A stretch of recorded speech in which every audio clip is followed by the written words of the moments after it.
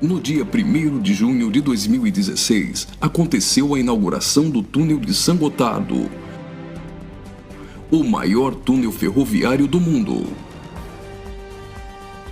São 57 quilômetros cortando os Alpes suíços.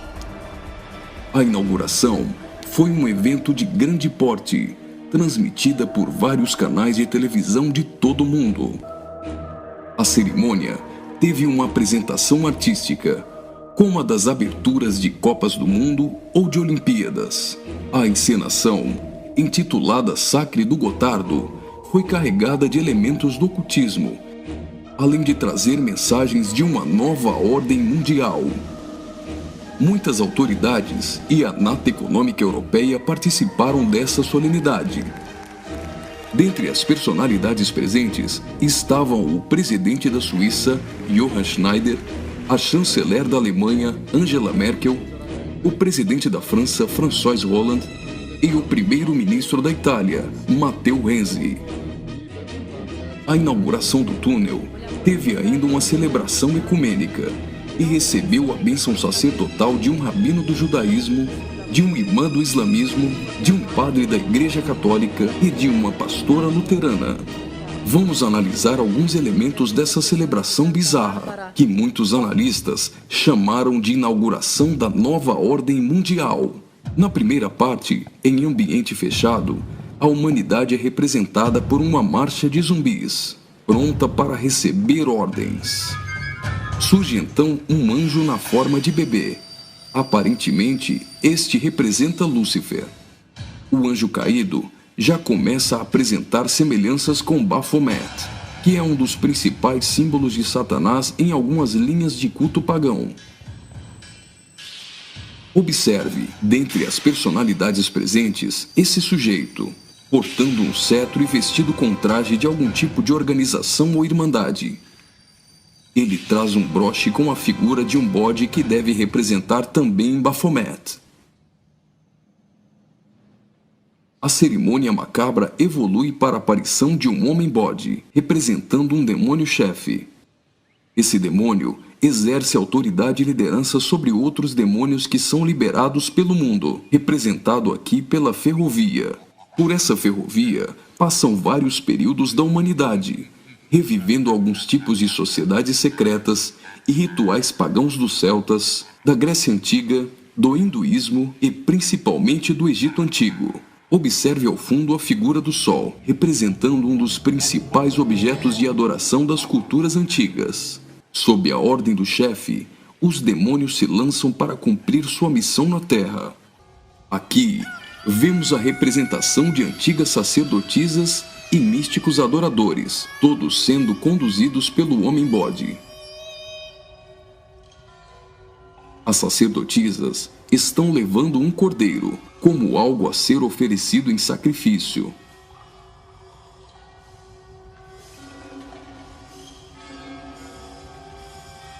Observe a semelhança dessas sacerdotisas de branco com as adoradoras de Ísis. E nesta exaltação de muitas formas de adoração pagã, não poderia faltar a coroação da Rainha dos Céus.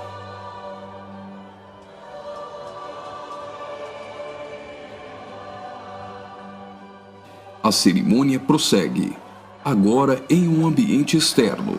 A parte interna exaltou a adoração pagã histórica. Na parte externa, o evento se torna uma cerimônia satânica regida pelo homem-bode. Os zumbis representam a humanidade manipulada, caminhando rumo a um futuro incerto. Os atores correm atrás de uma conquista. O túnel inaugurado literalmente furou 57 quilômetros de rochas nos Alpes suíços. Aparentemente, aqui a humanidade está tentando vencer a rocha, que pode representar Jesus.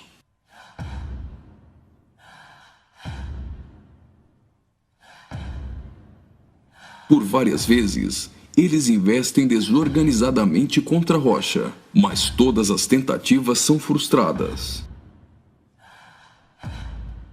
Até o momento em que eles se unem e conseguem um importante progresso. Lembre-se que o espírito de Nimrod era unir o homem para vencer a Deus, e que este túnel é o símbolo de integração entre os povos. Observe que eles conseguem a abertura de um portal. A representação desse portal lembra o CERN. O CERN é a Organização Europeia para a Pesquisa Nuclear. Está localizado na região de Genebra, na fronteira franco-suíça, a pouco mais de 200 quilômetros do túnel de Saint-Gothard. No CERN encontra-se o LHC, o maior acelerador de partículas atômicas do mundo e maior máquina que o homem já construiu. Ele tem 27 quilômetros de circunferência e está a 100 metros abaixo da superfície. O CERN está em busca da antimatéria e tentando recriar o Big Bang. Mas o CERN também tem um propósito esotérico ocultista nem tanto oculto. Segundo a própria comunidade científica, o CERN pretende acessar outras dimensões e se conectar com forças desconhecidas. O respeitadíssimo físico Stephen Hawking advertiu que os experimentos do CERN podem representar graves perigos a nosso planeta. No prefácio de seu livro, Stardust, Hawking afirmou que o acelerador de partículas poderia causar uma decadência catastrófica do vácuo, o que levaria o tempo e o espaço a entrarem em um colapso. Isso poderia destruir não somente o planeta Terra, mas também o sistema solar e todo o universo. Você já deve ter ouvido falar da partícula de Deus, ou bóson de Higgs. Até o Papa implorou a comunidade científica a suspender as operações do LHC, advertindo que eles poderiam abrir os portões do inferno. Observe também que a logo do CERN é a junção de 3 números 6, 666. As cenas seguintes mostram uma sociedade em transformação. Do portal que foi aberto, procede a direção para a humanidade. Veja que uma nova sociedade vai surgindo. O espírito da rebeldia e da sensualidade marcam as pessoas. A decadência da humanidade é representada tanto na forma de uma queda literal, como através da sensualidade.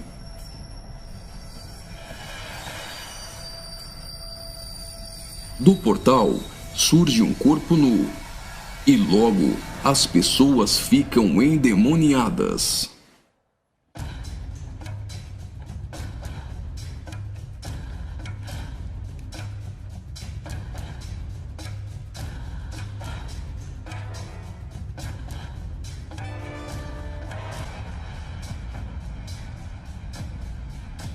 Veja a representação de que existe algo dentro deles.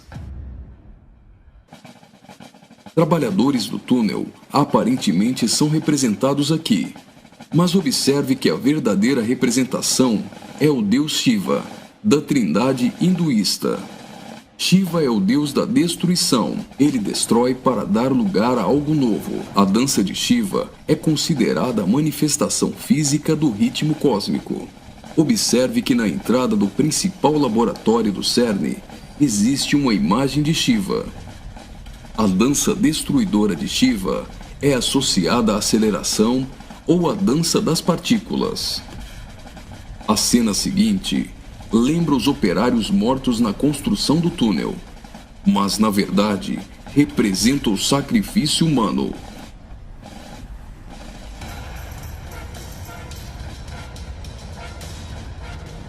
Veja que os corpos são lançados para dentro do abismo.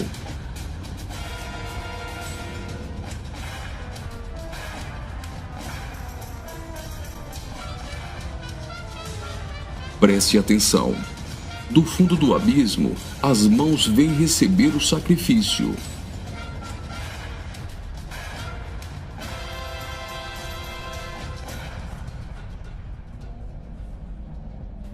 A morte dos trabalhadores dá lugar a 3 almas que sobem do abismo.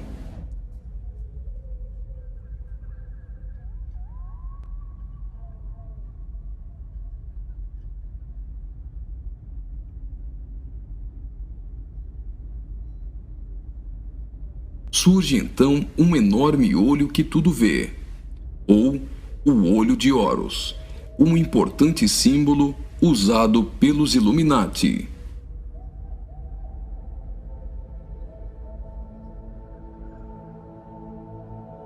Agora, o homem-bode passa a ter um papel ainda mais importante na cerimônia, e as representações do livro de Apocalipse vão ficando mais evidentes.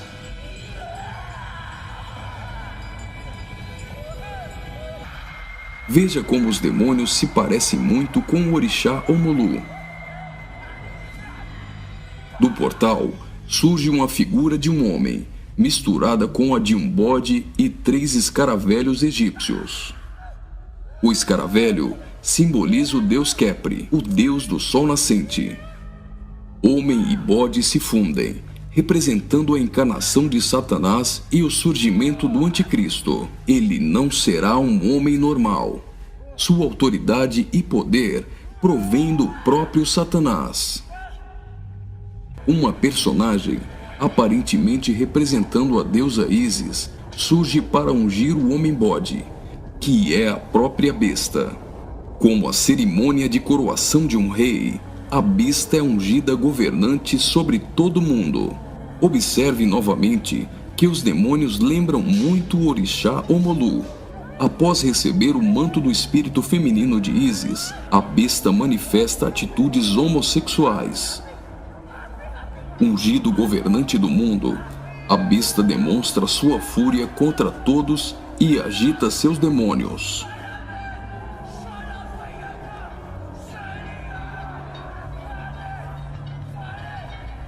Logo, os demônios sob comando da besta ficam ouriçados.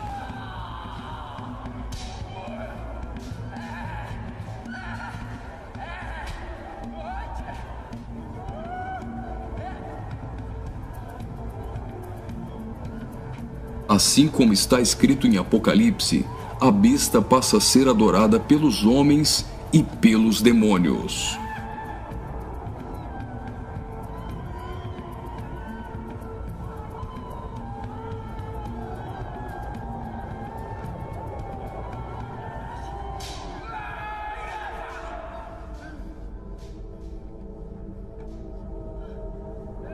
Observe agora o surgimento de 11 personagens, aparentemente representando a Igreja dos 11 Apóstolos. A besta terá autoridade para perseguir a Igreja e para matar os que não lhe adorarem.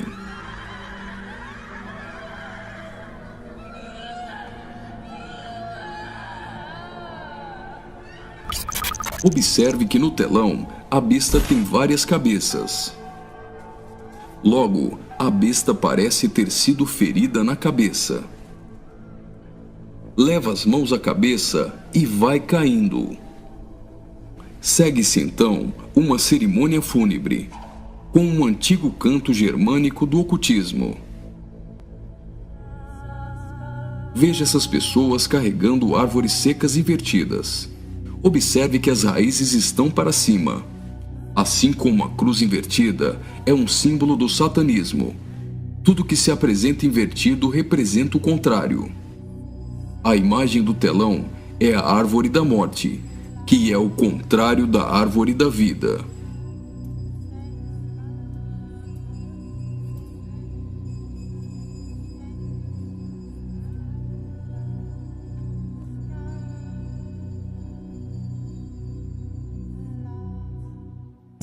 A tecnologia é mostrada como um instrumento para manipular o homem.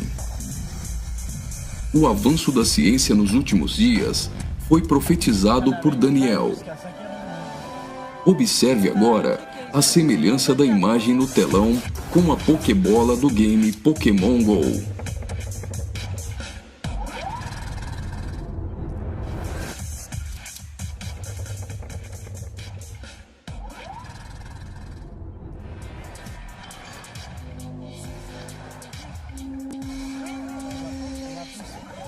Enquanto na parte inferior da tela aparece uma segunda besta caminhando em direção à primeira, ao fundo surge a figura da grande meretriz.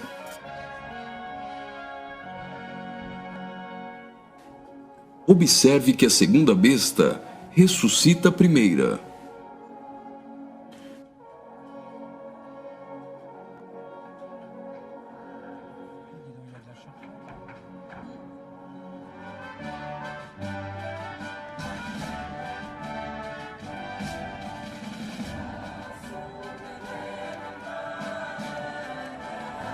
Note que os símbolos maçônicos estão presentes em várias partes da celebração. Aqui, temos o olho de Horus e o compasso com um esquadro. Os três personagens de cabeças grandes aparentemente representam as nações da Terra, os reis da Terra e os mercadores da Terra que foram embriagados e se prostituíram com uma grande meretriz. O relógio girando ao contrário provavelmente faz menção à profecia de Daniel, de que o anticristo mudaria os tempos, e fala da velocidade em que a nova ordem mundial será estabelecida. No auge da cerimônia, todos os personagens se lançam em adoração. Mas afinal, o que eles estão adorando?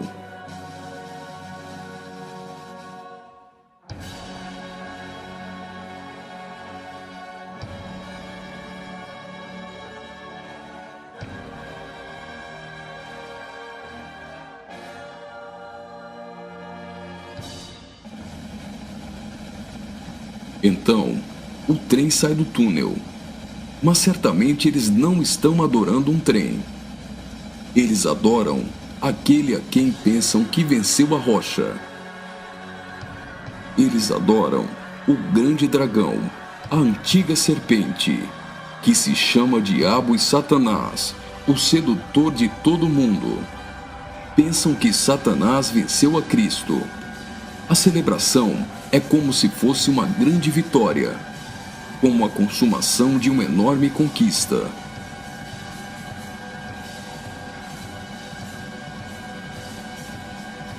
Observe mais uma vez no telão. Por algum acaso trens voam? O que isso significa? O trem se parece com uma serpente e representa a Satanás, que sempre quis subir aos altos céus e ser exaltado. É justamente isso que eles estão profetizando nesse ato profético. Faria muito sentido se isso fosse um encontro de bruxos e satanistas, mas numa inauguração de uma grande obra pública, com a participação dos principais signatários da Europa, realmente não faz sentido algum. Só que eles se esqueceram de ler todo o livro de Apocalipse. E vi a besta e os reis da terra com seus exércitos, congregados para pelejarem contra aquele que estava montado num cavalo e contra seu exército. Mas a besta foi aprisionada, e com ela o falso profeta, que com os sinais feitos diante dela, seduziu aqueles que receberam a marca da besta, e eram os adoradores de sua imagem. Os dois foram lançados vivos dentro do lago de fogo, que arde como enxofre. Apocalipse capítulo 19, versículos 19 e 20.